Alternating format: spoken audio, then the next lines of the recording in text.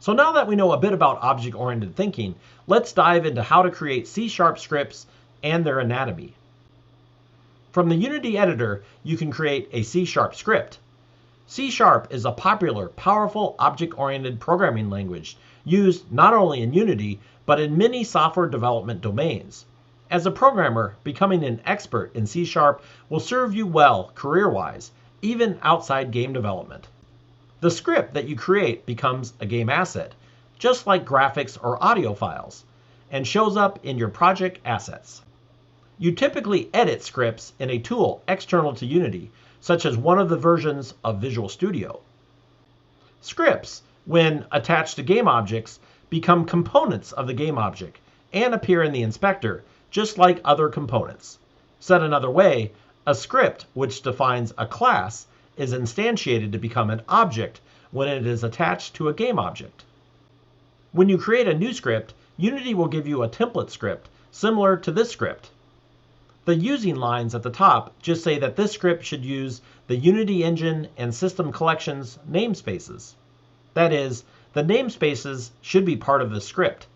This just makes it easier to include references to code related to the Unity engine and the system collections within this script. If you are new to C# and this doesn't yet make sense, don't worry. Just keep the lines at the top that Unity automatically adds to your scripts and ignore them for now. The next line defines the class. The name of the class, Basic Target Mover in this case, needs to be the exact same name as the file name for the script. If the class name and script file name do not align, you'll get an error in Unity. If you change one of the names, you need to change the other as well. The :mono behavior means that this class inherits from the mono behavior class. Mono is an open source implementation of Microsoft's .NET framework. Unity scripts are built on top of Mono. What this means is that if you're already a .NET programmer, your knowledge will apply to Unity. If you are not, you will build skills as a .NET programmer by programming in Unity. The behavior portion refers to a script that is attached to a game object. That is, if you want to write a script for a game object, it should inherit from the mono behavior class. Within the class definition, you define class variables, typically at the top of the class. These are often called properties of the class. And then you define class functions. These are often called the methods of the class. This section often is the meat of your code. You typically define variables within classes. You can think of these variables as properties of the class. When you define variables within a class, if you make them public, they appear as properties of the component within the Unity Editor Inspector. For example, here we define two public variables, one of type Boolean called doSpeed, which is initially set to true. This variable shows up in the inspector as a checkbox, checked for true or unchecked for false. The other variable is of type float called SpinSpeed, which is initially set to 180. You can see that this variable also shows up in the inspector and can be changed within the editor from the default value set in the script.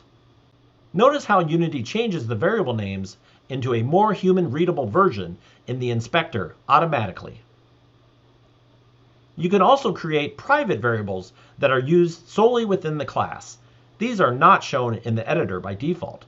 If you create a variable and do not specify it as public or private, it will default to private. Typically, you define functions within the class. Here you can see we have a start function and an update function defined in this class. These two functions are named as they are responding to events that occur in the Unity engine.